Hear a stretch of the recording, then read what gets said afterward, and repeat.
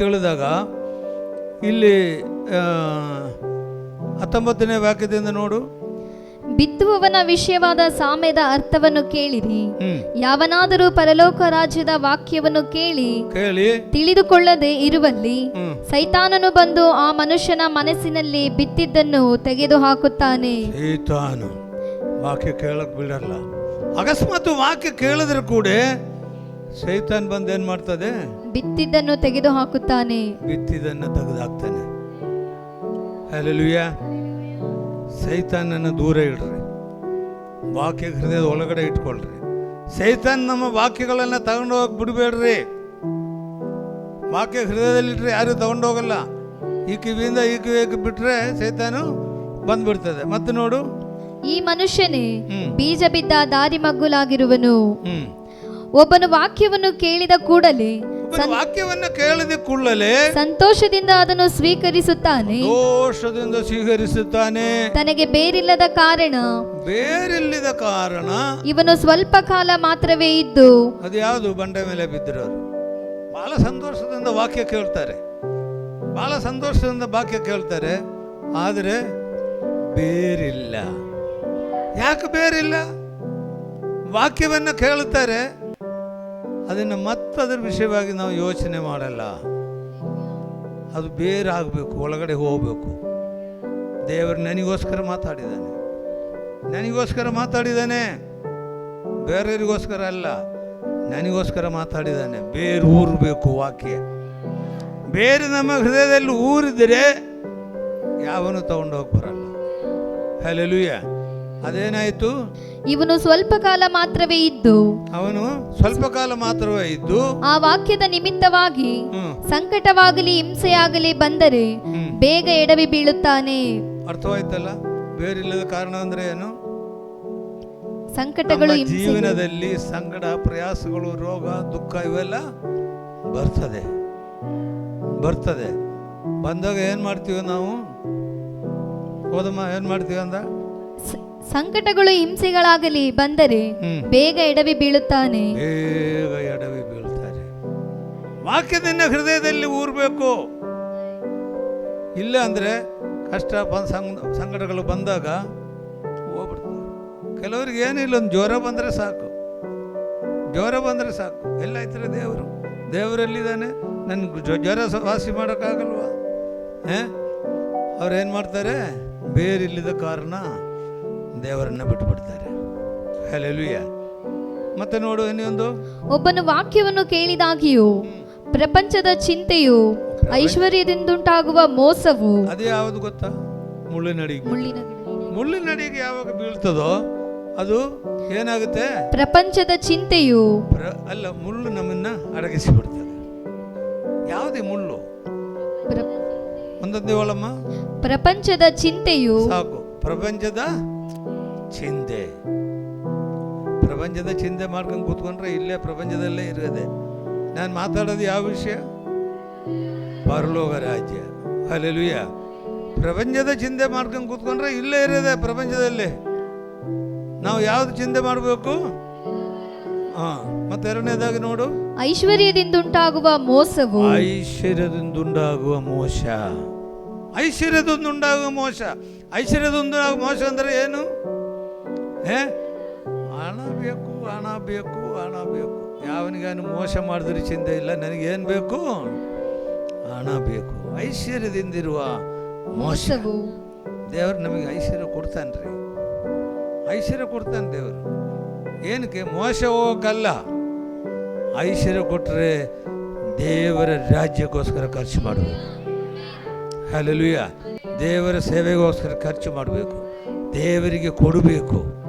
ದೇವರು ಕೊಟ್ಟಾಗ ಅದನ್ನಾಗ ಈಚಿಗೆ ತಗೊಂಬಂದು 10 ರೂಪಾಯಿ, ಅದಕ್ಕಿಂತ ಕಮ್ಮಿ ನೋಟಿದ್ರೆ ಅದನ್ನೇ ಹಾಕ್ಬಿಡೋದು. 5 ರೂಪಾಯಿ ಬ್ಯಾನ್ ಮಾಡಿಬಿಟ್ಟಿದ್ದಾರೆ. ಈಗ 5 ರೂಪಾಯಿ ಬ್ಯಾನ್ ಮಾಡಿಬಿಟ್ಟಿದೆ.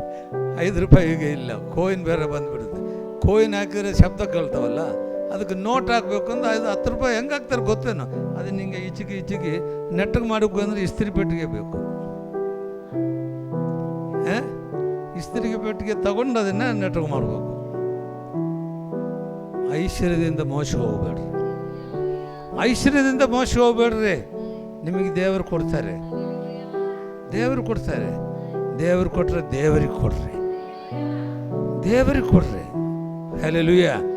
ಐಶ್ವರ್ಯದಿಂದ ಮೋಸ ಹೋಗ್ಬೇಡ್ರಿ. ಮತ್ತೆ ನೋಡಮ್ಮ ಅದನ್ನ, ಒಬ್ಬನ ವಾಕ್ಯವನ್ನು ಕೇಳಿ ತಿಳುಕೊಂಡು ಫಲವಂತನಾಗಿ 100ರಷ್ಟಾಗಲಿ 60ರಷ್ಟಾಗಲಿ ಹಲ್ಲೆಲೂಯಾ 30ರಷ್ಟಾಗಲಿ ಫಲವನ್ನು ಕೊಡುತ್ತಾನೆ. ಹಲ್ಲೆಲೂಯಾ. ಒಳ್ಳೆ ನೆಲದಲ್ಲಿ ಬಿದ್ದಿರುವ ಬೀಜ, ಒಳ್ಳೆ ನೆಲದಲ್ಲಿ ಬಿದ್ದಿರುವ ಬೀಜ. ಹಲ್ಲೆಲೂಯಾ. ಒಳ್ಳೆ ನೆಲದಲ್ಲಿ ಬೀಜ ಬಿತ್ತರೆ ಏನಾಗುತ್ತೆ? ಫಲ ಕೊಡುವರೆ ಆಗಿರಬೇಕು. ದೇವರ ಐಶ್ವರ್ಯ ಕೊಡ್ತಾರೆ, ಸಂಪತ್ತು ಕೊಡ್ತಾರೆ, ಆರೋಗ್ಯ ಕೊಡ್ತಾರೆ, ಎಲ್ಲವನ್ನೂ ನಮಗೆ ದೇವರು ಕೊಡ್ತಾರೆ. ಆದರೆ ನೀನು ಮೋಸ ಹೋಗಬೇಡ್ರಿ, ಫಲ ಕೊಡುವರೆ ಆಗಿರಬೇಕು. ಹಲ್ಲೆಲೂಯಾ. ಫಲ ಕೊಡುವರೆ ಆಗಿರಬೇಕು. ಫಲ ಕೊಡೋದಂದ್ರೆ ಏನು? ಮಾವಿನ ಹಣ್ಣಿನ ವಿಷಯ ಎಲ್ಲ ಹೇಳ್ತಾ ಇರೋದು. ಏನು ಫಲ ಕೊಡೋದು ನೀವು?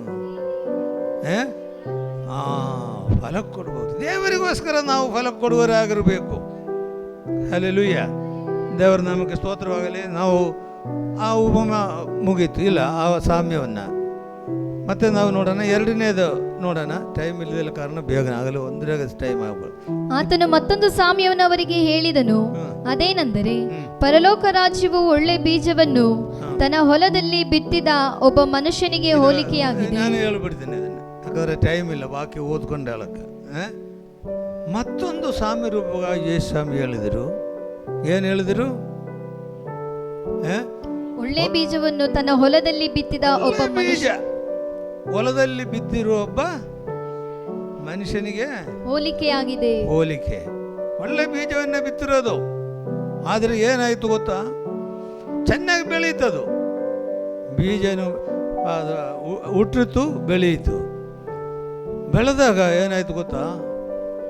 ಇವರು ಹೋಗಿ ಮಲ್ಕೊಂಬಿಟ್ಟ. ಸೋಮಾರಿಗಳು. ಬಿತ್ತಿದ ಮೇಲೆ ಅದು ಏನಾಯ್ತು, ಬೇಕು ಗೊಬ್ಬರ ಬೇಕಾ, ಏನು ಬೇಕು, ಅದಕ್ಕೆ ಏನು ಬೇಕು ನೋಡಂಗಿಲ್ಲ. ಹೋಗಿ ಏನಾಯ್ತು? ಮಲ್ಕೊಂಬಿಟ್ಟ. ಇಲ್ವಾ? ನೋಡ್ರಿ ಆ ವಾಕ್ಯದಲ್ಲಿ ಮಲ್ಕೊಂಡಿದ್ದಾರೆ. ಆದರೆ ಜನರು ನಿದ್ರೆ ಮಾಡುವ ಕಾಲದಲ್ಲಿ ನಿದ್ರೆ ಮಾಡಿಬಿಟ್ರು. ಬರೀ ಮಲಗೋದಲ್ಲ, ನಿದ್ರೆ ಮಾಡಿಬಿಟ್ರು. ನಿದ್ರೆ ಮಾಡಿದಾಗ ಏನಾಯ್ತು? ಸೈತಾನ್ ಬಂದ್ಬಿಟ್ಟ. ಸೈತಾನ್ ಬಂದು ಅದರಲ್ಲಿ ಅಣಜಿ ಬಿದ್ದುಬಿಟ್ಟ. Hallelujah, hallelujah. ಅವಾಗ ಆಳು ಬಂದು ಹೇಳ್ತಾರೆ, ನಾವು ಒಳ್ಳೆ ಬೀಜವೆಲ್ಲ ಬಿತ್ತಿರೋದು, ಈ ಅಣಜಿ ಎಲ್ಲಿಂದ ಬಂದವು? ಅಣಜಿಯಲ್ಲಿಂದ ಅದು ಜೋರಾಗಿ ಬಂದ್ಬಿಡ್ತದೆ. ಅಣಜಿ ಏನು ಬೆಳೆ ಅಂದರೆ ಅದು ಸ್ವಲ್ಪ ಕಡಿಮೆನೇ ಬೆಳೆಯೋದು. ಅಣಜಿ ಏನು ಮಾಡ್ತವೆ? ಇದಕ್ಕೂ ಜೋರಾಗಿ ಬಂದ್ಬಿಡ್ತವೆ. ಹಲ್ಲೆಲೂಯಾ. ನಾವು ನೋಡ್ತೀವಲ್ಲ ಕೆಲವು ಅಣಜಿ ಗಿಡಗಳು, ಕಳೆ ಗಿಡಗಳು, ಅದೇನು ನಾವು ಬಿತ್ತಿದ್ರೂ ಕೂಡ ಬೆಳೆಯಲ್ಲ. ಈಗ ಮೊನ್ನೆ ಮಳೆ ಬಂದಾಗ ನಮ್ಮಲ್ಲಿ ಸ್ವಲ್ಪ ಜಾಗ ಐತೆ, ಅಲ್ಲಿ ಏನಾಯ್ತು ಗೊತ್ತಾ? ಎಲ್ಲ ಕಾಂಗ್ರೆಸ್ ಗಿಡ ಇಷ್ಟಿಷ್ಟು ಹತ್ರ ಬಂದ್ಬಿಟ್ಟಿದ್ದಾವೆ. ನಾವು ಒಂದು ಮಾವಿನ ಸಸ್ಯ 2-3 ಸಸ್ಯ ಹಾಕಿದ್ರೆ ಅಲ್ಲಿ 2 ವರ್ಷ ಆದರೆ ಇಷ್ಟೇ ಐತೆ. ಇದು ಲಟ್ಟಂದ ಬಂದ್ಬಿಟ್ಟಿದೆ ಇಷ್ಟು. ಸೈತಾನ್ ಕೆಲಸ ಭಾಳ. ಹಲ್ಲೆಲೂಯಾ. ಸೈತಾನ್ ಕೆಲಸ ಭಾಳ. ಅಣಜಿನೂ ಬಂದ್ಬಿಡ್ತು. ಹಲ್ಲೆಲೂಯಾ. ಅಣಜಿನೂ ಬಂದ್ಬಿಡ್ತು, ಬೆಳೆನೂ ಬಂದ್ಬಿಡ್ತು. ಅವಾಗ ಬಂದು ಕೇಳ್ತಾನೆ, ಏನಂದ್ರೆ ಸ್ವಾಮಿ ನಾವು ಬರೇ ಒಳ್ಳೆ ಬೀಜವೆಲ್ಲ ಬಿತ್ತಿರೋದು, ಅಣಜಿ ಎಲ್ಲಿಂದ ಬಂತು? ಅದು ಸೈತಾನ ಕೆಲಸ, ಸೈತಾನ ಕೆಲಸ. ಹಾಗಾದರೆ ಅಣಜಿಯನ್ನು ಕೀಳಲ್ಲ, ಬೇಡ. ಅಣಜಿ ಕಿತ್ತರೆ ಏನಾಗುತ್ತೆ? ಗೋಧಿನೂ ಬಂದ್ಬಿಡ್ತವೆ. ಹಲ್ಲೆಲೂಯಾ. ಅಣಜಿ ಬಿತ್ತರೆ ಗೋಧಿನೂ ಬಂದ್ಬಿಡ್ತವೆ. ಆವಾಗ ಎಲ್ಲ ನಾಶವಾಗಿ ಹೋಗುತ್ತೆ. ಬೇಡ, ಬೆಳೀಲಿ ನೋಡೋಣ. ಕಡೆಗೆ ಏನಾಯಿತು? ಬೆಳೀತು. ಒಳ್ಳೆ ಬೀಜವನ್ನು, ಗೋಧಿ ಎಲ್ಲ ಬೆಳೀತು. ಅವಾಗ ಏನು ಮಾಡಬೇಕು? ಕೊಯ್ಬೇಕಲ್ಲ. ಕೊಯ್ದರು, ಕೊಯ್ದು ತಂದು ಹಾಕಿದರು. ಆವಾಗ ಮೊದಲು ಮಾಡಿರೋ ಕೆಲಸ ಏನು ಗೊತ್ತಾ? ಈ ಅಣಜಿ ಆಗಿತ್ತಲ್ಲ, ಅದನ್ನೆಲ್ಲ ತಗೊಂಡೋಗಿ ಸುಡುವುದಕ್ಕೆ ಬೆಂಕಿಗೆ ಹಾಕಿ ಸುಟ್ಟುಬಿಟ್ಟ. ಹಲ್ಲೆಲೂಯಾ. ಬೆಂಕಿಗೆ ಹಾಕಿ ಸುಟ್ಟುಬಿಟ್ಟ. ದೇವರ ಮಕ್ಕಳ, ನಮ್ಮಲ್ಲಿ ಮಧ್ಯದಲ್ಲಿ ಅಣಜಿ ಇರಬಾರದು. ಸೈತಾನ್ ನಮ್ಮನ್ನು ಕೆಡಿಸ್ತಾರೆ. ಮಧ್ಯದಲ್ಲಿ ಅಣಜಿಗಳು ದೇವರ ಸಭೆಯಲ್ಲಿ ಬರ್ತದೆ. ಇಲ್ಲಿ ಏಸಾಮಿ ಹೇಳ್ತಾನೆ ಅಣಜಿನೂ ಬರಲ್ಲಪ್ಪ, ಒಂದು ಟೈಮ್ ಬರ್ತದೆ ಅವಾಗ ನೋಡೋಣ ಅಂತಾರೆ ಇಲ್ವಾ? ಅವಾಗ ಏನಾಯ್ತು ನೋಡಿ, ಲಾಸ್ಟ್ ಏನಾಯ್ತು ನೋಡ್ರಿ, ಸುಗ್ಗಿ ಕಾಲದಲ್ಲಿ ನಾನು ಕೊಯ್ಯುವವರಿಗೆ ಮೊದಲು ಅಣಜಿಯನ್ನು ಆರಿಸಿ ತೆಗೆದು ಅದನ್ನು ಸುಡುವುದಕ್ಕೆ ಹೊರೆ ಕಟ್ಟಿ ಹಾಕಿ ಗೋಧಿಯನ್ನು ತನ್ನ ಕಣಜಕ್ಕೆ ತುಂಬಿರಿ ಎಂದು ಹೇಳುವನು. ಈಗ ಅರ್ಥ ಆಯ್ತಾ ನಿಮಗೆ? ನಾವು ಯಾವ ವಿಷಯ ಮಾತಾಡ್ತಾ ಇದ್ದೀನಿ? ಪರಲೋಕ ರಾಜ್ಯ. ಗೋಧಿ ಎಲ್ಲಿ ಹಾಕ್ತಾರೆ? ಅಣಜಿ ಏನ್ ಮಾಡ್ತಾರೆ?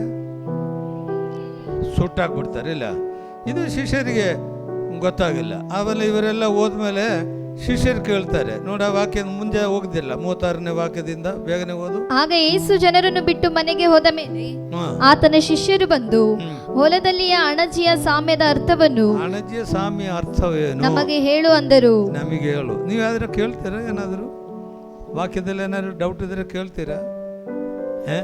ಕೇಳಿದ್ರೆ ತಾನೆ ಡೌಟ್ ಬರೋದಿಲ್ಲ. ಏನೋ ಪಾಸ್ಟ್ರ್ ಏನೋ ಹೇಳಿದ್ರು ಹೋಯ್ತು ಬಿಡು ಅಷ್ಟೇ.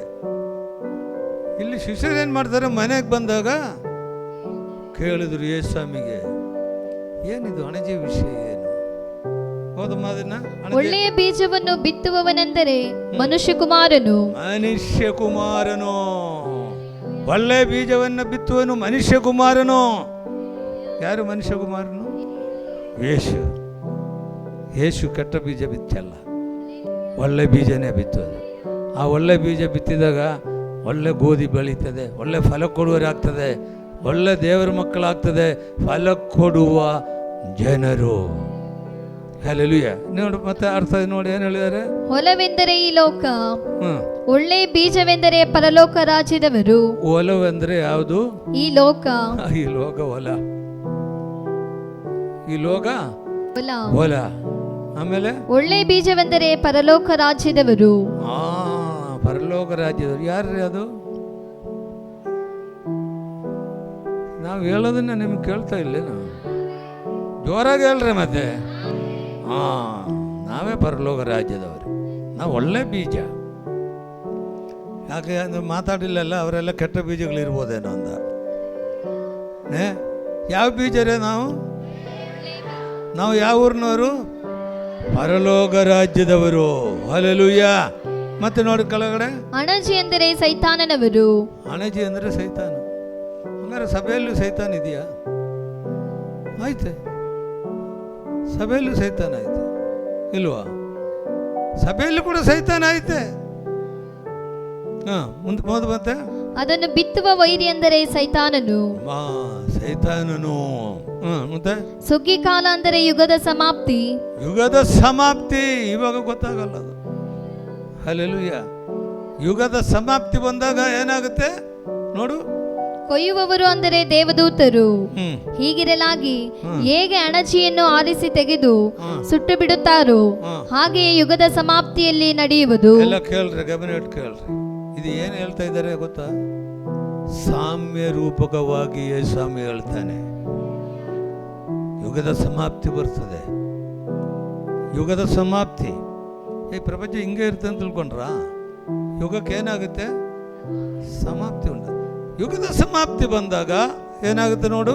ಮನುಷ್ಯಕುಮಾರನು ತನ್ನ ದೂತರನ್ನು ಕಳುಹಿಸುವನು, ಅವರು ಆತನ ರಾಜ್ಯದೊಳಗಿಂದ ಎಲ್ಲಾ ಕಂಟಕವನ್ನು ಅಧರ್ಮಿಗಳನ್ನು ಕೂಡಿಸಿ ಬೆಂಕಿ ಕೊಂಡದಲ್ಲಿ ಹಾಕುವರು.